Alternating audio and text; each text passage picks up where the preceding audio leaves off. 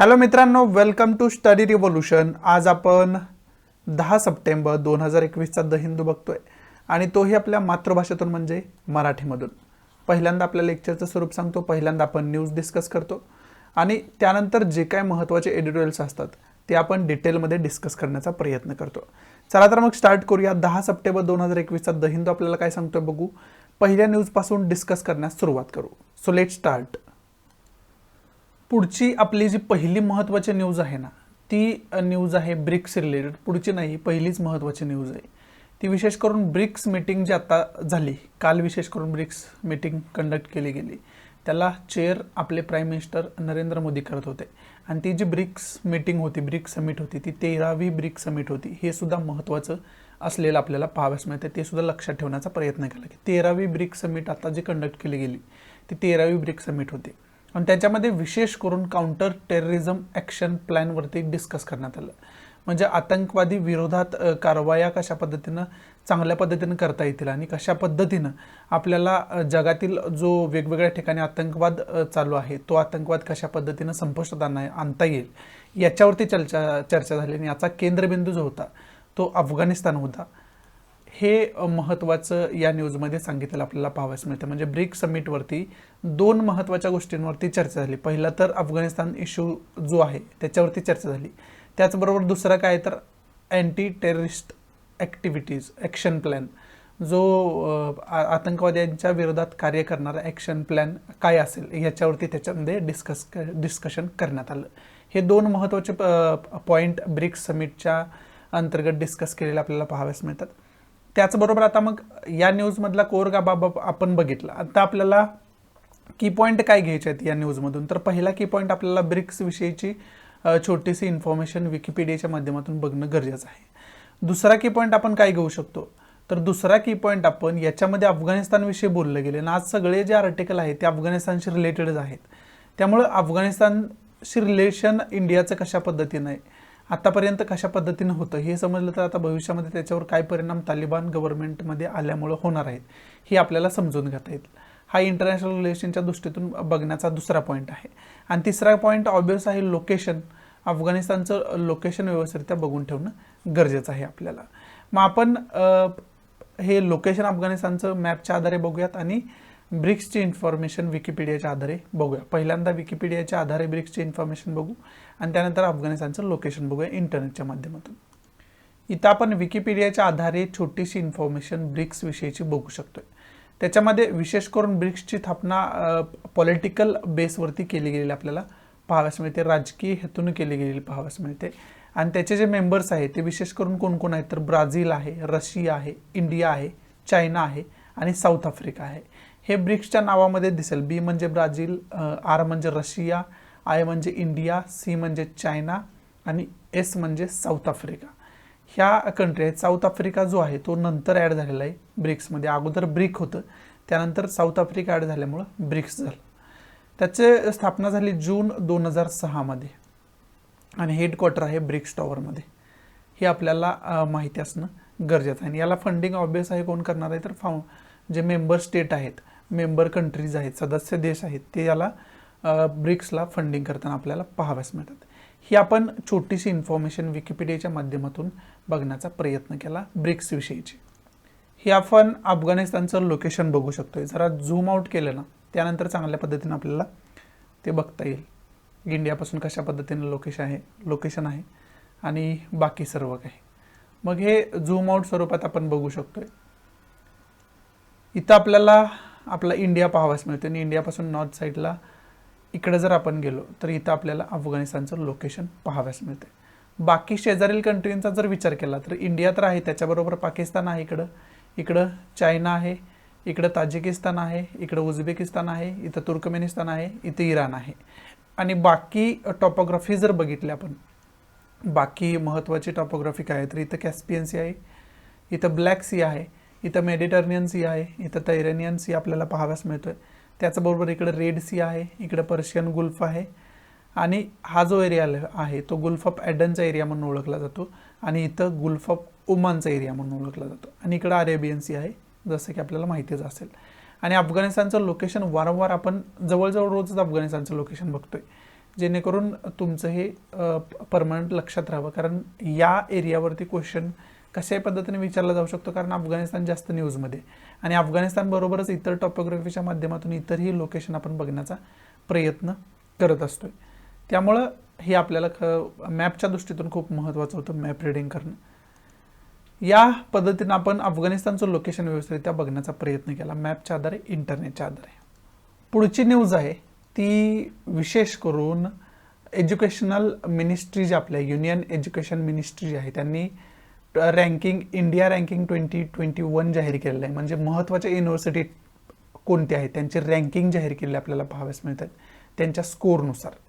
आणि national institutional ranking framework हे अशा पद्धतीचं कार्य करत असताना आपल्याला पाहाव्यास मिळतं.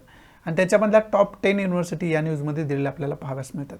त्याच्यामध्ये विशेष करून IIT मद्रास आहे, IISc बेंगलुरू आहे, IIT बॉम्बे आहे, IIT दिल्ली आहे, IIT कानपूर आहे, IIT खरगपूर आहे, IIT रुर्की आहे, IIT गुवाहाटी आहे, आणि 9 नंबरला जे आहे ते जवाहरलाल नेहरू युनिव्हर्सिटी आहे, आणि 10 नंबरला आहे ती BHU वाराणसी युनिव्हर्सिटी असलेली आपल्याला पाहाव्यास मिळते.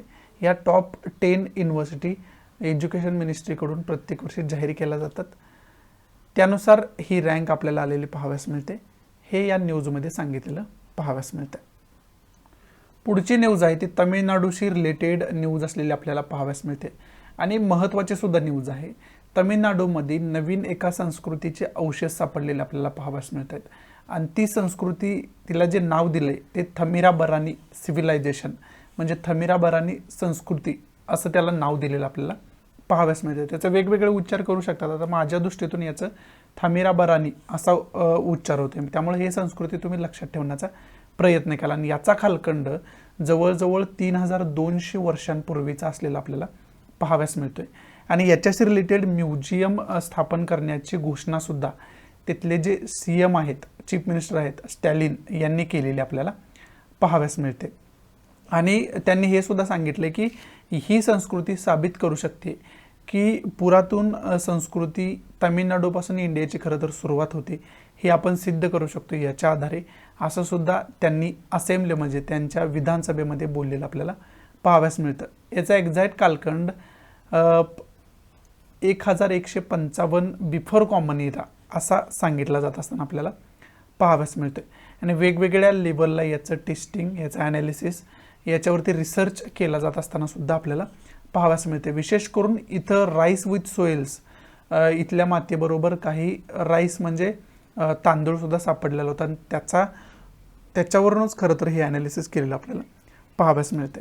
त्यामुळं या न्यूजमधून आता की पॉईंट आपल्याला काय काय घ्यायचे आहेत, तर पहिलं तर थमिराबरानी संस्कृतीविषयी डिटेल इन्फॉर्मेशन आपण काढून ठेवायला पाहिजे की याचा नेमका एक्झॅक्ट कालखंड काय आहे, कशाशी रिलेटेड आहे, याचा म्हणजे एन्सेंट इंडियाच्या माध्यमातून याचा अभ्यास करून ठेवणं गरजेचं होऊन बसतं.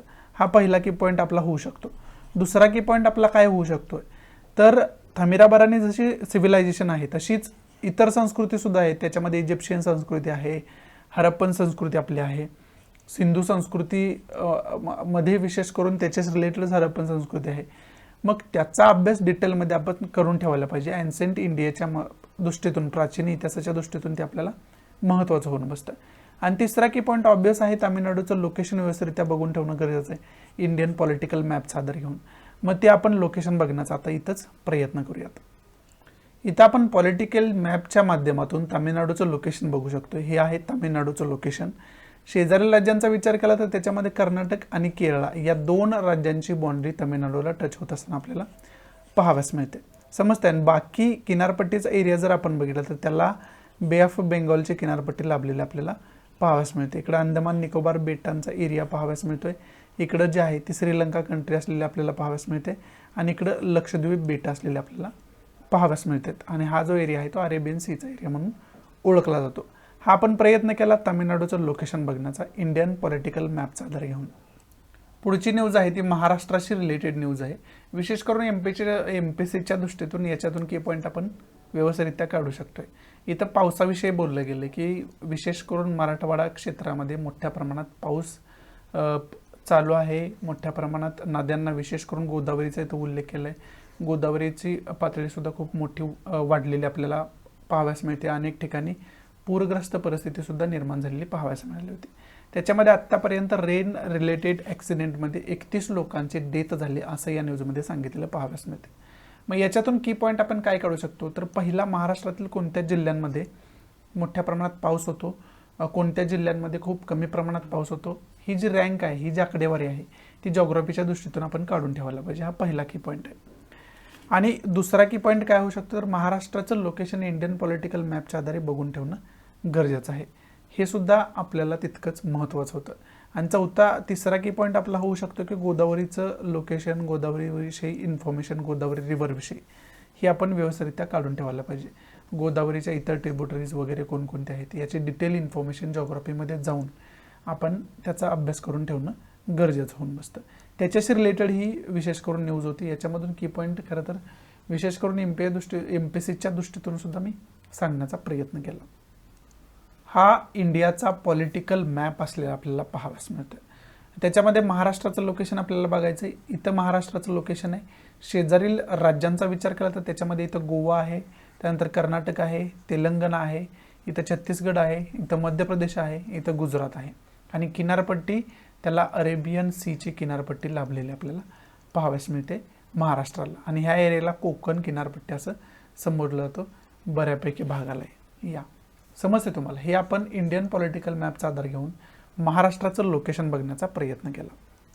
पुढची न्यूज आहे ती गुजरात गव्हर्नमेंटशी रिलेटेड असलेली न्यूज आपल्याला पाहावयास मिळते. आणि विशेष करून गुजरात हायकोर्टाने गुजरात गव्हर्नमेंटला विचारलं आहे की इंटरफेथ मॅरेजवरती तुमचा ऑब्जेक्शन का आहे.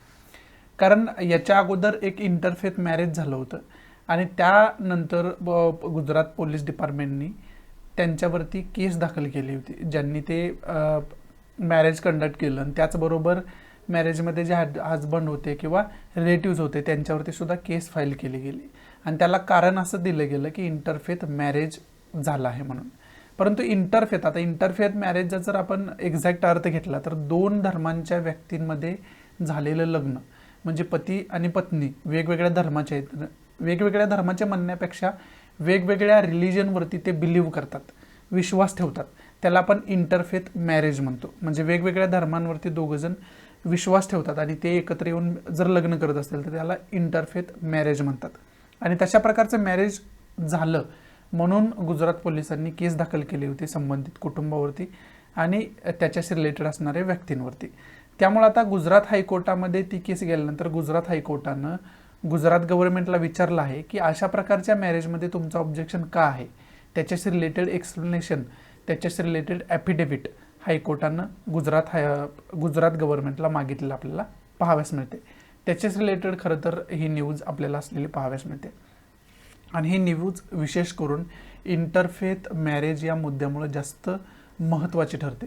कारण इंटरफेथ मॅरेज हा जो मुद्दा आहे तो जास्त न्यूजमध्ये वारंवार येत असतो.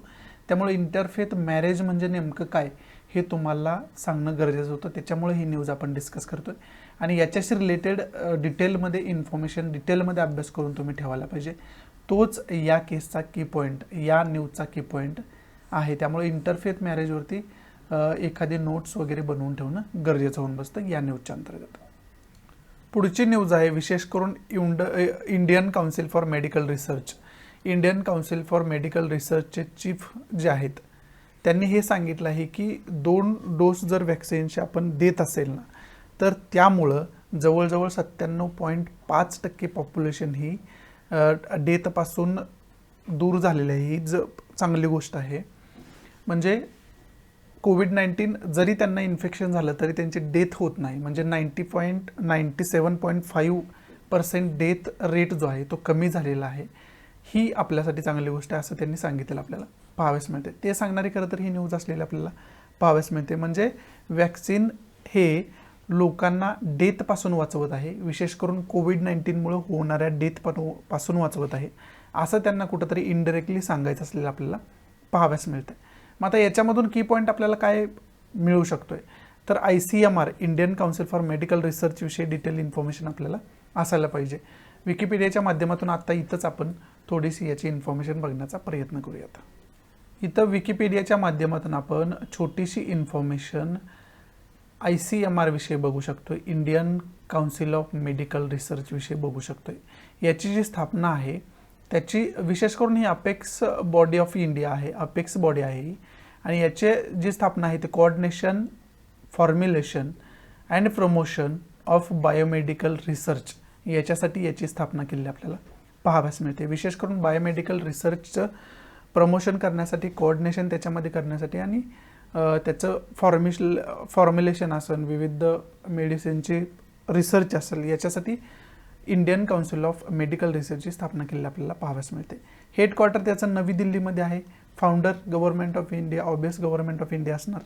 आणि स्थापना कधी झाली तर 1911 याची स्थापना झालेली आपल्याला पाहाव्यास मिळते. ते सुद्धा खूप महत्त्वाचं असलेलं आपल्याला पाहाव्यास मिळते. ही छोटीशी इन्फॉर्मेशन विकिपीडियाच्या माध्यमातून तो आपण बघण्याचा प्रयत्न केला. पुढची इंटरनॅशनल पेजला न्यूज आहे ती अफगाणिस्तानशी रिलेटेड असलेली न्यूज आपल्याला पाहाव्यास मिळते. आणि अफगाणिस्तानमध्ये आत्तापर्यंत अनेक ठिकाणी प्रोटेस्ट निघत होते, अनेक ठिकाणी डेमॉन्स्ट्रेशन केले जातात विशेष करून महिलांकडून. परंतु ते आता पुढचे प्रोटेस्ट त्यांना कॅन्सल करावे लागले आहेत, कारण तालिबान गव्हर्नमेंट तिथं असल्यामुळे तालिबान गव्हर्नमेंट आल्यापासूनच तिथं मोठ्या प्रमाणात प्रोटेस्ट विशेष करून निघत आहेत. परंतु आता तालिबान गव्हर्नमेंट जे आहे त्यांनी सूचना काढलेली आहे, एक नोटीस काढलेली आहे म्हणू शकतो आपण, की जर अशा प्रकारचे डेमॉन्स्ट्रेशन इथून पुढे होतील तर त्यांच्यावरती विशेष करून कायदेशीर कारवाई केली जाईल असं सुद्धा त्याच्यामध्ये बोललं गेलेलं आपल्याला पाहाव्यास मिळते. म्हणजे आता तालिबान हळूहळू त्याचे जे रंग आहेत वेगवेगळे ते दाखवायला सुरुवात झालेली आहे आणि टेररिस्ट व्हायलन्सला सपोर्ट करत आहेत. जरी ते प्रेस कॉन्फरन्स घेऊन म्हणत असतील की आम्ही कोणत्याही प्रकारे व्हायलन्सला सपोर्ट करणार नाही आहे, तरीसुद्धा त्यांच्या ज्या अशा प्रकारच्या पॉलिसीज आहेत त्याच्यामधून त्यांचं जे रौद्र रूप आहे ते पुन्हा एकदा समोर येत असताना आपल्याला पाहाव्यास मिळते. हे सांगणारी खरं तर न्यूज आहे. पुढची न्यूज आहे ती USA लादेनकडून जो अटॅक झाला होता त्या अटॅकशी रिलेटेड न्यूज असलेली पाहाव्यास मिळते. आणि आत्ता त्याला 20 वर्ष जवळजवळ पूर्ण झालेले आहेत आणि त्याच्यामध्ये जवळजवळ 1300 ते 2000 पर्यंत लोक मारली गेली होती. त्याला 9/11 अटॅक या नावानं सुद्धा ओळखलं जातं. आणि विशेष करून त्यामुळंच त्यावेळेस विशेष करून 2001 अफगाणिस्तानवरती एअर स्ट्राईक केलं गेलं होतं USA कडून. आणि तिथं जे तालिबानचं त्यावेळेसचं गव्हर्नमेंट होतं ते खालसा करून डेमोक्रेटिक गव्हर्नमेंटची स्थापना केली होती. हा जो इतिहास आहे मी टोटल ऑलरेडी तुम्हाला सांगून ठेवलेला आहे आणि त्याचीच पुनरावृत्ती या न्यूजमध्ये केलेली आपल्याला पाहाव्यास मिळते. बाकी याच्यामध्ये इम्पॉर्टंट असं काही नाही आहे. मग याच्यामधून की पॉईंट वेगळा काय घ्यायचा आहे, बाकी अफगाणिस्तानशी रिलेटेड की पॉईंट मी सांगितलेत, पण USA इंडिया रिलेशनशिपसुद्धा बघून ठेवणं गरजेचं आहे. या न्यूजमधून हा वेगळा की पॉईंट आपण घेऊ शकतोय. पुढची जी न्यूज आहे ती फोर्ड या कंपनीशी रिलेटेड न्यूज आहे. फोर्ड कंपनी जी आहे ना ती भारतातील फोर्डचं उत्पादन मॅन्युफॅक्चरिंग प्रोसिजर आहे, ती प्रोडक्शन प्रोसिजर त्यांची भारतातली आहे ती बंद करणार असल्याची घोषणा फोर्ड करून केली जाते. त्यामुळं खरं तर भारतातील त्याच्याशी रिलेटेड एम्प्लॉयमेंट जे आहे त्याच्यावरती खूप मोठ्या प्रमाणात परिणाम होणार आहे असं सुद्धा बोललं जात असताना आपल्याला पाहाव्यास मिळते. त्यामुळं फोर्ड ही कंपनी जास्त न्यूजमध्ये असलेलं आपल्याला पाहाव्यास मिळते. याच्यामध्ये विशेष असं काही नाही आहे, परंतु याच्यामुळं एम्प्लॉयमेंट क्षेत्रावरती खूप मोठा परिणाम होणार आहे. विशेष करून फोर्डशी रिलेटेड ज्यांना एम्प्लॉयमेंट मिळत होती, रोजगार मिळत होता, त्यांना त्याची हानी पोचणार आहे. त्याचबरोबर बाकी ही फॉरेन कंपनी आहे फोर्ड म्हणजे, आणि फॉरेन कंपनी अशा पद्धतीनं भारतामधलं प्रोडक्शन बंद करणार असल्याची ही न्यूज आहे. त्यामुळे आता फॉरेन इन्व्हेस्टमेंट जी भारतात होत आहे त्या अशा प्रकारे फॉरेन कंपन्या असा निर्णय घेतात. ही खूप मोठी कंपनी फोर्ड कंपनी मानली जाते आणि ही कंपनी असा निर्णय घेते म्हणजे कुठंतरी आपल्या फॉरेन कंपनीशी रिलेटेड पॉलिसीज ज्या आहेत ते त्यांना फ्रेंडली नाहीत अशा पद्धतीचा क्वेश्चनसुद्धा विविध क्षेत्रातून निर्माण होत असताना आपल्याला पाहाव्यास मिळतो. मग त्याच्या दृष्टीने सुद्धा आपण इकॉनॉमीमध्ये त्याचा अभ्यास करणं गरजेचं आहे की फॉरेन इन्व्हेस्टमेंट भारतात करण्यासाठी काय काय महत्त्वाच्या पॉलिसीज आहेत, त्या पॉलिसीजचं ॲनालिसिस आपण करणं गरजेचं आहे. त्याचा अभ्यास करून ठेवणं कुठंतरी गरजेचं होऊन बसतं. समजतंय, त्याच्यासाठी ही खरं तर न्यूज महत्त्वाची होती, त्यामुळे ही आपण थोडक्यात डिस्कस करण्याचा प्रयत्न केला. इथं खरं तर आजच्या महत्त्वाच्या न्यूज समाप्त होत आहेत. आता महत्त्वाचे एडिटोरियल्स कोणते आहेत ते डिस्कस करण्याचा प्रयत्न करूयात. आजचे सर्व जर आर्टिकल आपण बघितले, हे जे आर्टिकल आहे ते एवढं काही इम्पॉर्टंट नाही आहे, परंतु हे आर्टिकल बघितलं तर ते आर्टिकल आहे अफगाणिस्तानशी रिलेटेड. त्यानंतर पुढचं जर आर्टिकल आपण बघितलं तर ते सुद्धा अफगाणिस्तानशी रिलेटेड असलेलं आपल्याला पाहावयास मिळते. विशेष करून या आर्टिकलमध्ये यूएसएची जी पॉलिसी आहे अफगाणिस्तानशी रिलेटेड ती कशा पद्धतीनं बरोबर आहे, कशा पद्धतीनं चुकीचं आहे याचा उहापोह केलेला आपल्याला पाहावयास मिळतोय. या आर्टिकलचा केंद्रबिंदू सुद्धा काय आहे, मग अफगाणिस्तान हा केंद्रबिंदू आहे. त्याचबरोबर या आर्टिकलचा केंद्रबिंदू सुद्धा अफगाणिस्तान असलेला पाहावयास मिळतोय. आता तालिबानीची तिथं सत्ता स्थापन झालेली आणि कशा पद्धतीने त्यांनी गव्हर्नमेंटची स्थापना केली गेली आणि त्याच्यामध्ये कशा पद्धतीनं मुलांचं वर्चस्व निर्माण झालेलं आहे असं या छोट्याशा इकडच्या आर्टिकलमध्ये आपल्याला सांगितलेलं पाहावयास मिळते, समजते. आणि याच्यामध्ये यूएसएची पॉलिसी अफगाणिस्तानशी रिलेटेड हे मी ऑलरेडी सांगितलं आणि वरती जे सांगितले ते सुद्धा अफगाणिस्तानशी रिलेटेड आर्टिकल असलेलं आपल्याला पाहावयास मिळतं. आणि अफगाणिस्तानशी रिलेटेड इन्फॉर्मेशन टोटल ऑलरेडी मी देऊन ठेवलेले आहे, त्याची हिस्ट्री काय आहे वगैरे ही सर्व इन्फॉर्मेशन मी तुम्हाला देऊन ठेवलेलं आहे. तरी पण आता थोडक्यात आपण एवढी तीन आर्टिकल त्याच्यावरती आले, भविष्यात पण आर्टिकल अफगाणिस्तानवरती येतच राहतील. तालिबानचं गव्हर्नमेंट आता आहे त्यामुळे त्यांच्या ज्या ॲक्टिव्हिटीज आहेत त्याच्यानुसार ते आर्टिकल त्याच्यावरती येतच राहतील. त्यामुळे थोडक्यात आपण चर्चा थोडीशी करूया. ही काय डिटेल चर्चा करण्यासारखा काय मुद्दा नाही आहे, कारण याच्यावरती भरपूर चर्चा ऑलरेडी आपण करून ठेवलेली आहे. अफगाणिस्तानशी रिलेटेड वेगळं लेक्चर ऑलरेडी मी अपलोड करून ठेवलेलं आहे करंट बेस्ड इश्यू या प्लेलिस्टमध्ये. तुम्ही ते लेक्चर बघितलंच असेल, नसेल बघितलं तर बघा, म्हणजे अफगाणिस्तानची हिस्ट्री काय आहे ती एकाच ठिकाणी तुम्हाला समजून घेता येईल. नेमकं अफगाणिस्तानमध्ये आता सिच्युएशन अशी का झालेली आहे, त्याचं मग इतिहास काय आहे, पास्टमध्ये काय काय घटना घडत आल्या होत्या हे मी तुम्हाला सांगण्याचा त्याच्यामध्ये व्यवस्थितरित्या प्रयत्न केला. त्यामुळे ते लेक्चर अवश्य बघून घ्या, म्हणजे टोटल अफगाणिस्तानचा मुद्दा आहे तो तुमच्या लक्षात येईल. आता पण थोडीशी चर्चा आपण करूया, 3 आर्टिकल आले त्याच्यावरती म्हणून त्याची चर्चा आपण थोडीशी करण्याचा प्रयत्न करूया. फक्त चर्चा कशी करूया आपण, तर मॅप बेसवरती चर्चा करूया, म्हणजे मॅप पण तुमच्या या चर्चेतून लक्षात येईल की अफगाणिस्तानचा मॅप कसा आहे. त्याच्यामध्ये यूएसएचा उल्लेख आला आहे, त्याच्यामध्ये रशियाचा उल्लेख आला आहे आणि इतर शेजारील कंट्रींचा उल्लेख आलेला आपल्याला पाहाव्यास मिळतं. पाकिस्तानसुद्धा त्याच्यामध्ये आहे, चायना त्याच्यामध्ये. त्यामुळे जर लोकेशन बघत आपण चर्चा केली तर तुम्हाला ते लवकर समजून घेता येईल, सोप्या पद्धतीनं समजून घेता येईल. त्यामुळे मॅपच्या आधारे आपण तिन्ही आर्टिकल एकत्र डिस्कस करण्याचा प्रयत्न करूयात. इथं या मॅपवरती आपण अफगाणिस्तानचं लोकेशन व्यवस्थितरित्या बघू शकतो. इथं आपल्याला अफगाणिस्तान पाहाव्यास मिळतं, बरोबर आहे. आणि बाकी माहिती याच अफगाणिस्तानवरती एवढं सगळं चर्चा केली जाते, एवढं सगळं बोललं जाते, कारण तिथं अचानक तालिबानची सत्ता प्रस्थापित झालेली आपल्याला पाहाव्यास मिळते. आणि विशेष करून त्यांनी जी सत्ता प्रस्थापित केली ती शस्त्राच्या जोरावर सत्ता प्रस्थापित केलेली आपल्याला पाहाव्यास मिळते. त्याच्यामुळे सुद्धा हा खूप चर्चेचा मुद्दा आहे. त्याचबरोबर इथले जे प्रेसिडेंट त्यांचे आहेत, राष्ट्राध्यक्ष आहेत अशरफ गनी, हे देश सोडून पळून गेलेले आपल्याला पाहाव्यास मिळालं होतं. त्यामुळे सुद्धा तो खूप चर्चेचा मुद्दा बनलेला आपल्याला पाहाव्यास मिळतोय. त्यामुळे याची एक थोडक्यात हिस्ट्री आपल्याला माहिती असणं गरजेचं आहे. आता अफगाणिस्तानचा जर इतिहास बघितला तर त्याच्या अगोदर या अफगाणिस्तानवरती अनेक आतंकवादी संघटनांनी रूल करायचा प्रयत्न केला आहे. विशेष करून तालिबानींसारख्या अतिरेकी संघटना आपण जर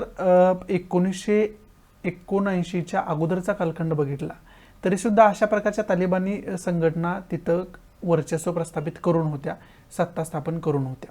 परंतु 1979मध्ये काय झालं तर 1979मध्ये रशिया जो आहे, इतर रशिया आपल्याला पाहाव्यास मिळतं, या रशियानं अफगाणिस्तानमध्ये इंटरफेअर करण्याचा प्रयत्न केला.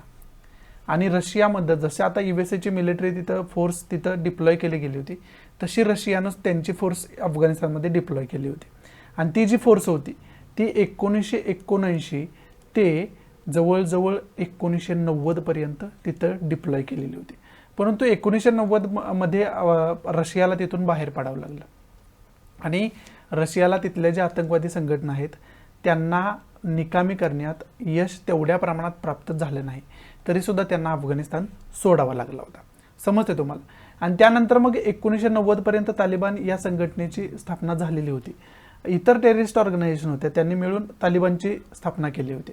मग या तालिबानची स्थापना 1990 पर्यंत झाली होती आणि तेव्हाच रशिया तिथून बाहेर पडला.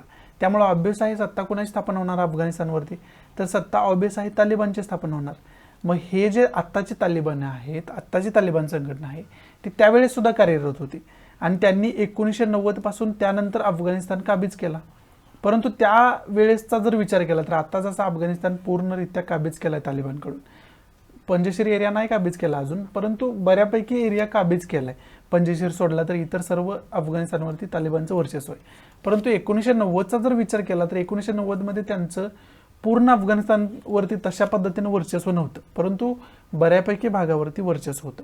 आणि 1990 पासून 1996 पर्यंत खरं तर त्यांनी स्टेबल गव्हर्नमेंटची स्थापना केली नव्हती, परंतु 1996 मध्ये त्यांना पूर्ण वर्चस्व प्राप्त झालं आणि 1996 मध्ये त्यांनी स्वतःचे गव्हर्नमेंट तिथं स्थापन केली होती. आणि 1996 पासून 2001 पर्यंतचा जर पिरियड आपण बघितला तर तोपर्यंत अफगाणिस्तानवरती तालिबान गव्हर्नमेंट होतं, जे आत्ता तालिबान आहे त्यांचं गव्हर्नमेंट होतं, सरकार होतं. परंतु 2001 पर्यंतचा पिरियड येईपर्यंत USA मध्ये 9/11 अटॅक होतो, 9/11चा हल्ला होतो USA मध्ये. आता या मॅपमध्ये USAचा जर आपण विचार केला तर USA कुठं आहे, तर इथं आपल्याला USA असलेलं पाहाव्यास मिळतं. USAचं लोकेशन आपल्याला या ठिकाणी असलेलं पाहाव्यास मिळतं आणि याच USA वरती अटॅक केला गेला होता. मग तो विशेष करून अटॅक कुणाकडून केला गेला होता, तर अल कायदा संघटना जी लादेनची होती, त्या लादेननं USA वरती अटॅक केलेला आपल्याला पाहाव्यास मिळालं होतं आणि त्याच्यामध्ये हजारो नागरिक मृत्युमुखी पडले होते, बरोबर आहे. आणि मग याचा बदला खरं तर USAला घ्यायचा होता, याचा रिव्हेंज USAला घ्यायचा होता. आणि USAला हे पण माहिती होतं की हा जो अटॅक केलाय तो लादेननं, ते जगजाहीर होतं लादेननं अटॅक केला आहे. परंतु लादेनना सहकार्य कोणीतरी केलं असेल ना, तरच तो एवढा मोठा अटॅक करू शकतो, कारण 2 प्लेन मोठ्या बिल्डिंगवरती क्रॅश करण्यात आले होते आणि तिसरं जे होतं ते निकामी करण्यात यश आलं होतं. परंतु अशा प्रकारचं प्लेन क्रॅश करणं याच्यासाठी खूप मोठा फंडिंग लागतं, खूप मोठी इन्फॉर्मेशन लागते, खूप मोठा सपोर्ट लागतो. आणि त्यावेळेस लादेनला सपोर्ट करण्याचं कार्य त्यावेळेसचं जे गव्हर्नमेंट होतं तालिबानचं, त्या तालिबान गव्हर्नमेंटनं केलं होतं. हे ज्यावेळेस USAला समजलं त्यावेळेस USAनं काय केलं, तर अफगाणिस्तानवरती एअर स्ट्राईक केलं, म्हणजे अफगाणिस्तानवरती वेगवेगळ्या प्रकारे हल्ले केले आणि इथलं जे तालिबान गव्हर्नमेंट होतं त्यांना तिथून पळून जावं लागलं, सत्तेवरून पाय उतारावं लागलं. आणि त्यानंतर मग USAच्या मदतीनं अफगाणिस्तानमध्ये काय झालं, तर डेमोक्रेटिक गव्हर्नमेंटची स्थापना झाली. कधी, तर 2001 पासून पुढचा कालखंड आपण बघितला, तो कालखंड सांगतोय मी तुम्हाला. मग 2001 मध्ये काय झालं, तर तालिबानची सत्ता खालसा झाली आणि तिथं अफगाणिस्तानमध्ये काय झालं, तर डेमोक्रेटिक गव्हर्नमेंटची स्थापना झाली. आत्ताचे आपण बघतोय अशरफ गनी जे पळून गेले देश सोडून, ते डेमोक्रेटिक गव्हर्नमेंटचेच राष्ट्राध्यक्ष होते तिथले. आणि त्याच्या अगोदर हमीद करझई होते, ते सुद्धा राष्ट्राध्यक्ष डेमोक्रेटिक गव्हर्नमेंटचे होते. हमीद करझईंचा पिरियड गेला आणि त्यानंतर आता अशरफ गनी तिथं रूल करताना आपल्याला पाहाव्यास मिळाले होते.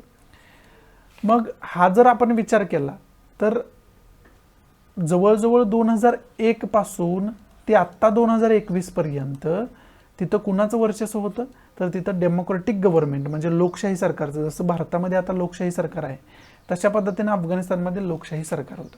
आणि त्यामुळे ऑब्वियस आहे 2001 ते 2021चा कालखंड बघितला तर इंडियाचे आणि अफगाणिस्तानचे रिलेशन खूप चांगल्या पद्धतीने सुधारलेले आपल्याला पाहाव्यास मिळालं होतं.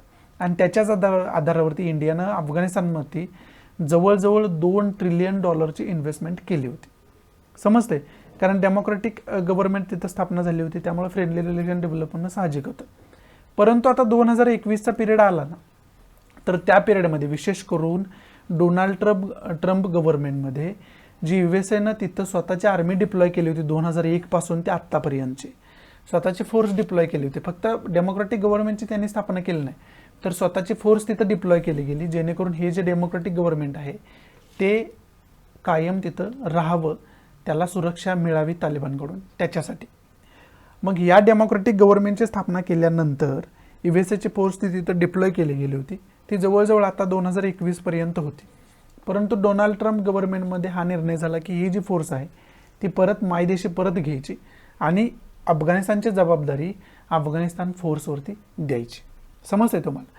आणि त्याच डोनाल्ड ट्रम्प गव्हर्नमेंटच्या निर्णयाची अंमलबजावणी आता जो बायडन गव्हर्नमेंट करताना आपल्याला पाहाव्यास मिळालं. आणि जवळजवळ 100% त्यांची जी फोर्स आहे ती अफगाणिस्तानमधून बाहेर पडलेली आपल्याला पाहाव्यास मिळाली. मग याचा परिणाम पुन्हा काय झाला, तर अफगाणिस्तान म्हणजे ते तालिबानी उरलेले होते यांना बळ मिळण्यास मदत झाली. आणि जसजसं USA तिथून बाहेर पडत होतं तसतसं तालिबान्यांनी अफगाणिस्तानवरती अटॅक करून अफगाणिस्तानच्या वेगवेगळ्या प्रांतावरती कब्जा करण्यास सुरुवात केली. आणि जसं USA 100% बाहेर पडलं तशाच पद्धतीनं तालिबानचं तिथं जवळजवळ 100% वर्चस्व प्रस्थापित होण्यात त्यांना मदत झाली. बरोबर आहे. आणि त्याचाच परिणाम आपण काय बघितला होता, सॉरी फॉर दॅट, त्याचाच परिणाम आपण काय बघितला होता की डेमोक्रॅटिक गव्हर्नमेंटचे जे महत्त्वाचे लीडर्स असतील त्याच्यामध्ये अशरफ गनी जे आहेत ते देश सोडून पळून गेले. आणि त्यामुळं खरं तर सिद्ध झालं हे की तालिबानचं अफगाणिस्तानवरती वर्चस्व प्रस्थापित झालेलं आहे. त्याच्या ज्या अफगाणिस्तानचे व्हाईस प्रेसिडेंट आहेत, उपराष्ट्रपती अमरुल्ला साले असतील किंवा मसूद असतील, यांनी पंजशीरमधून लढाई चालूच ठेवली, तो भाग वेगळा. पंजशीरमधून अजूनपर्यंत ते लढत आहेत, तो भाग वेगळा. परंतु जवळजवळ पंजशीर सोडलं तर अफगाणिस्तानवरती तालिबानचं वर्चस्व प्रस्थापित झालेलंच आहे. आणि आता तालिबाननं कालच हे जाहीर केलं की त्यांनी गव्हर्नमेंटची स्थापना केलेली आहे. ते इंटरियम गव्हर्नमेंट आहे, तात्पुरतं गव्हर्नमेंट आहे, पण गव्हर्नमेंटची त्यांनी स्थापना केलेली आहे. समजतंय तुम्हाला? त्यामुळं आत्ता जे काय आहेत इतर कंट्रींशी त्याचे रिलेशन बदलताना पाहाव्यास मिळणार आहे. भविष्यामध्ये त्याचे वाईटसुद्धा परिणाम अनेक देशांना भोगावे लागू शकतात, अशी सुद्धा परिस्थिती निर्माण होणार आहे. हा जो इतिहास आहे, हा इतिहास तुम्हाला मी सांगण्याचा प्रयत्न केला.